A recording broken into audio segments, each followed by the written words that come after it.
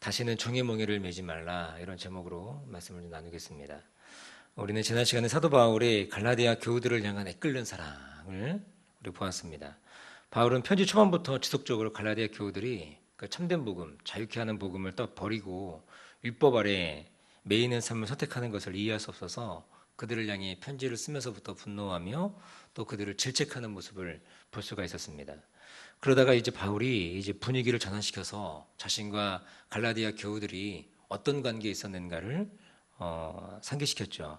바울과 갈라디아 교우들의 관계가 어떠했습니까? 바울의 연약함을 감싸 안았던 교회가 바로 이 갈라디아 교회였다고 하는 것입니다. 심지어는 바울의 그 연약함이 있는데 연약함에 그 동참하기 원하는 아름다운 사랑의 관계가 바울과 갈라디아 교회의 모습이었던 것을 우리가 알 수 있죠. 우리가 지난 시간에 봤던 것처럼 바울이 눈이 안 좋았던 것 같습니다. 그러니까 갈라디아 교우들이 그 바울을 향해서 눈이라도 삐어줄 수 있을 정도의 그런 사랑의 모습을 보여주고 있다라고 하는 거죠. 그랬던 그들이 어떻게 됩니까? 잘못된 이 유대주의자들의 가르침, 잘못된 가르침에 빠져서 이 자유케 하는 복음, 이 복음을 버리고 다시금 율법에 매이려고 하는 그리고 초등학문으로 돌아가려고 하는 그런 모습이 있다라고 하는 것입니다. 이러한 그들을 향해서 바울은 19절과 같은 심정으로 그들을 대했다라고 하는 것입니다. 나의 자녀들아, 너희 속에 그리스도의 형상이 이르기까지 다시 너희를 위하여 해산하는 수고를 내가 이것을 아끼지 않겠다. 이렇게 얘기하는 거죠. 그러니까 이 말씀에 나타난 바울의 심정이 무엇입니까? 바울은 그들을 그 아버지의 마음으로, 아비의 마음으로 그들을 품고 있다라고 하는 것입니다. 그러니까 그들을 끝까지 포기할 수 없는 그 아버지의 마음을 보여주고 있다라고 하는 것입니다.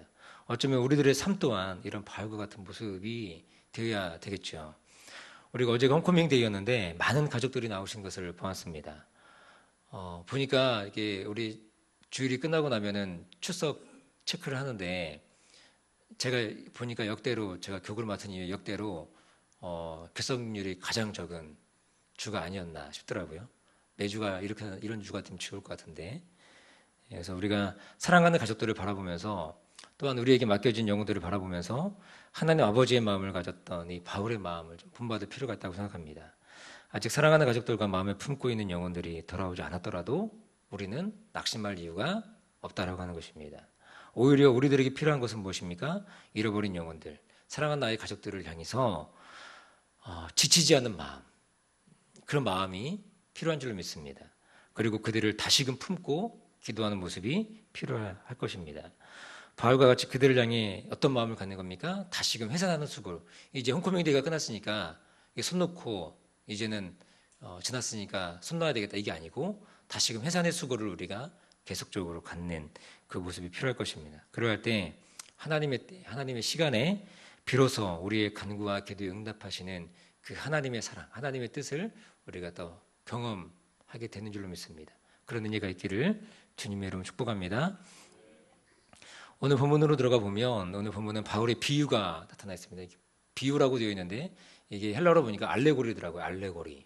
그러니까 우리가 성경 안에서 역사를 보면 이 알레고리적 해석했던 사람이 있는데 그 오리게네스라고 한 사람이 있는데 이 초대교회 교부 가운데 근데 이분은 성경을 다 이게 비유로 풀었어요. 이 알레고리로. 그래가지고 성경을 우리가 풀이할 때 해석할 때 알레고리 해석이라고 하는 것이 굉장히 좀 위험한 해석이다라고 얘기하고 있는데 사실 오늘 본문의 이 비유라고 하는 이 부분이 바로 이 바울의 알레고리가 잘 드러나 있는 그런 본문의 말씀이라고 하는 것입니다. 바울은 다시금 아브라함의 이야기를 통해서 율법과 복음을 설명하고 있다라고 하는 거예요.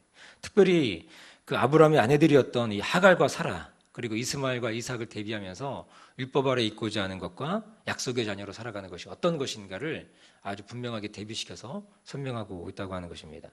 그러면 율법 아래 있고자 하는 것은 무엇을 말하는 것인가? 바로 21절에 이렇게 말하고 있죠. 율법 아래 있고자 하는 자들아 율법을 듣지 못하였느냐 이렇게 말하고 있습니다. 근데 여기 보면 율법이라는 단어가 두 번이 나오는데 첫 번째 나오는 율법과 두 번째 나오는 율법이 뭔가 뉘앙스가 좀 다른 그런 모습을 우리가 볼 수 있다고 하는 거죠.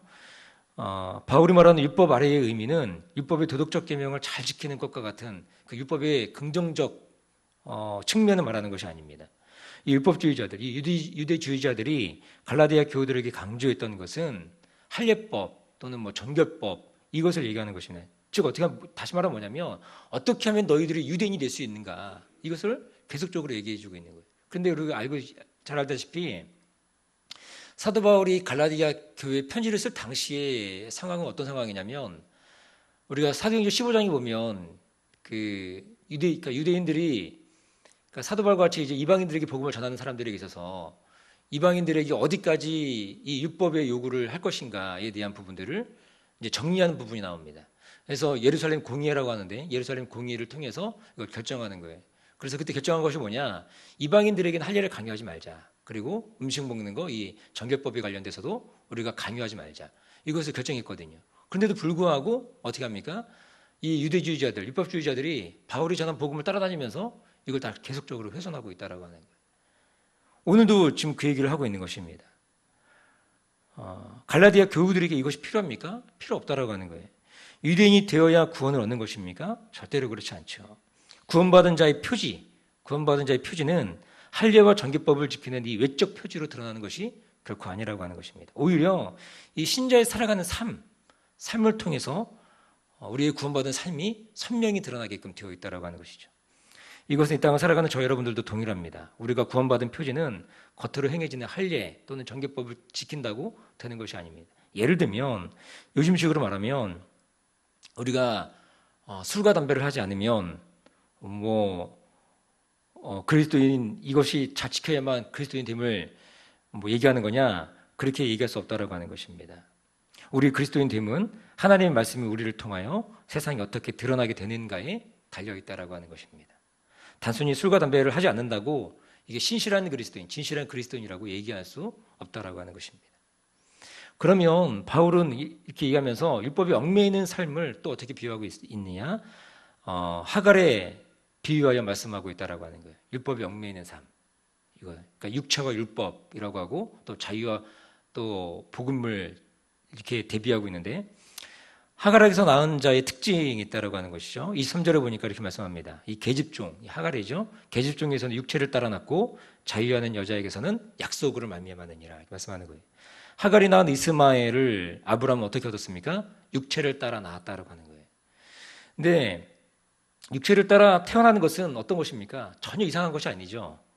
아주 자연적 출생입니다. 그리고 철저히 인간적인 방식으로 이스마엘이 출생했다라고 하는 것입니다.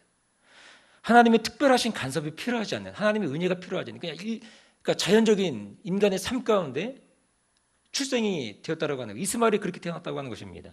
그런데 반면에 자유하는 여자, 이게 누굽니까? 사라인데, 사라를 통해서는 약속으로 말미암아 이삭이 출생했다라고 하는 것입니다. 우리가 너무나 잘 알듯이 사라는 어떻습니까? 생리가 끊어졌습니다. 천사가 와서 내년 이맘때쯤에 아들을 낳을 것이다라고 얘기했었는데, 그때 어떻게 됐습니까? 사라가 그 얘기를 장막에서 듣죠. 듣고 웃습니다. 말이 안 되는 소리니까. 자기는 생리가 끊어졌고 육체적으로는 소망이 없는 사람 아닙니까? 그런데 출산 불능의 상태라고 하는데, 그런데 그걸 듣고 웃음을 지었다라고 하는 거죠. 그런 사라를 통해서 하나님 역사하셨고, 출산을 할 수 없는 사라를 통해서 약속이 있는 자녀인 이삭을 얻게 하셨다는 것입니다. 이것이 바로 하나님이, 그러니까 은혜를 받은 사람들의, 그러니까는 이 사라를 통해서, 자유한 여자를 통해서 얻는 그 복음 안에 있는 사람들의 그 모습, 그게 무엇입니까? 우리 인간적으로 할 수 없는 우리의 모습. 우리가 구원이라는 것이 그렇습니까? 인간적으로 우리가 가능한 것입니까? 그렇지 않다라고 하는 거예요. 우리가 복음 안에 있다라고 하는 것을 이렇게 사도 바울은 사라의 후손을 통해서, 사라의 비유를 통해서 이렇게 우리 가운데 말씀하고 있다고 하는 것이죠. 이것을 오늘 본문은 또 뭐라고 하느냐, 두 언약이다라고 얘기하고 있습니다. 하나는 갈라디아 이 교우들이 그래서 이 두 언약 가운데 하갈에 있는 언약이 아니고 자유하는 여인으로부터 오는 언약을 우리가 받았다라고 얘기하고 있는 것입니다. 그래서 갈라디아 교우들이 이삭과 같이 약속의 자녀임을 아주 분명하게 얘기해주고 있다라고 하는 거죠.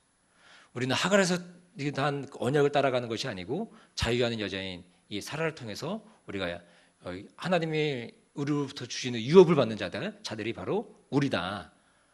그것을 다시금 아주 선명하게 보여주고 있다고 하는 것입니다. 이러한 두 언약 중에서 먼저 하갈에 관한 언약을 오늘 본문 24절은 시내산으로부터 받은 언약이라고 하는 겁니다. 여러분, 시내산이 어디입니까? 바로 모세가 십계명과 함께 율법을 받은 장소가 바로 이 시내산 아닙니까? 이런 언약으로는 유업을 얻지 못한다라고 하는 것입니다. 한마디로 상속자가 될 수 없다라고 하는 것이죠. 그러나 반면에 예루살렘으로 대변되는 이 복음, 즉 성령을 따라 난 자유하는 여자의 아들로 태어나는 그 다른 자들은 유업을 받는다라고 오늘 성경이 분명히 얘기해 주고 있는 거죠. 이것은 일종의 비유이죠. 아까 말씀드린 것처럼 알레고리입니다. 풍유입니다. 바울은 이 비유를 통해서 갈라디아 교우들에게 율법과 복음과 율법의 관계를 선명하게 보여주고 있다고 하는 거예요. 지금까지 자신이 전한 복음의 정통성이 어디에 기인하고 있는가를 보여주고 있는 것입니다. 그것은 바로 육체와 율법이 아니고 약속과 성령을 통한 위대한 복음이었다라고 하는 것을 보여주고 있는 것입니다. 그런데 갈라디아 교우들이 바울이 전한 복음을 버리니 오늘 이렇게 이 알레고리를 통해서 사도 바울도 하갈과 사라의 이 비유를 통해서 저들에게 아주 쉽게 가르치고 있는 그런 모습을 보여주고 있는 것이죠. 이러한 설명과 더불어 바울은 이제 5장 1절에 갈라디아 교우들을 향해서 아주 다정하면서도 아주 확고한 권면을 하고 있는 것을 보게 됩니다. 5장 1절에 이렇게 말씀하죠. 그리스도께서 우리로 자유케 하려고 자유를 주셨으니 그러므로 굳세게 서서 다시는 종의 멍에를 매지 말라. 이렇게 말씀하고 있는 것입니다. 여기서 보면 자유케 하려고 자유를 주셨다라고 할 때 보면은 이 4장에 우리가 오늘 읽은 본문에 뭔가 이렇게 연관되는 단어가 있죠. 자유하는 여자. 말씀해 보면 자유하는 여자. 이게 기억나게 되는 메시지입니다. 그러니까 자유하는 여자의 자녀로서 누리게 되는 자유를 얘기해 주고 있는 것입니다. 그리스도께서 우리를 자유하는 여자의 후손으로 부르셨고 상속자로 부르신 그 확실한 진리 앞에 굳세게 서라. 이렇게 얘기하고 있는 것입니다. 그러므로 다시는 종의 멍에를 매지 말라. 이게 우리가 너무나 확실하니 이제 너희들이 다시금 초등학문으로 들어가려고 하는 그런 걸 하지 마라. 율법에 매이려고 하지 마라. 종의 멍에를 다시 매지 말라. 이렇게 얘기하고 있다고 하는 것입니다. 이 종의 멍에를 매지 말라라고 하는 것은 무엇입니까? 하갈의 시내산으로부터 받은 이 종 또는 곧 율법을 의미하는 것입니다. 그러므로 종의 멍에를 매지 말라는 것은 종의 멍에, 율법의 멍에를 맬 필요가 없음을 선포하고 있는 거죠. 이 말은 너희가 유대인이 될 필요가 없다. 이것을 얘기해 주고 있는 것입니다. 유대인으로서 마땅히 지켜야 될 율법의 요구, 할례법, 정결법 지킬 필요가 없다라고 얘기하는 것입니다. 여기서 율법의 요구는 율법의 정신이 아닙니다. 우리는 율법을 지켜야 됩니다. 율법에 요구하는 바를 우리는 지금 이 시대에도 필요합니다. 그것은 다 무시해라. 율법은 악한 것 이게 아니고 율법을 지켜야 됩니다. 근데 이들이 말하는 유대주의자들이 얘기하는 율법이라고 하는 것은 아까 말씀드렸던 것처럼 율법의 정신을 의미하는 것이 아니고 그들이 가지고 있는 그 구원의 표지라고 하는 할례 또 정결법 이것을 자꾸 얘기하는 것입니다. 그런데 이것을 지킬 필요가 없다라고 얘기하는 거죠. 아까도 말씀드렸듯이 이러한 문제는 진작에 바울이 예루살렘 회의를 통해서 이방인들에게 할례를 행하는 것, 음식을 먹는 것 이것은 아주 다 풀어준 거죠. 그 금지한 이유였다는 것입니다. 그럼에도 유대주의자들이 바울의 복음을 전면 부인하고 있다고 하는 것입니다. 만약에 이러한 자유복음이 유효하지 않다면 우리들 또한 어떻습니까? 우리가 구원받기 위해서는 할례를 행해야 되고 또 음식에 대한 정기법을 우리는 지금도 그럼 해야 된다라고 하는 것입니다.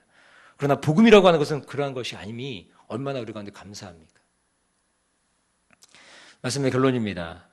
바울은 오늘 본문의 비유, 이 알레고리를 통해서 하갈과 사라를 약속과 성령 또는 육체와 율법이라는 이 도식으로 설명하고 있습니다.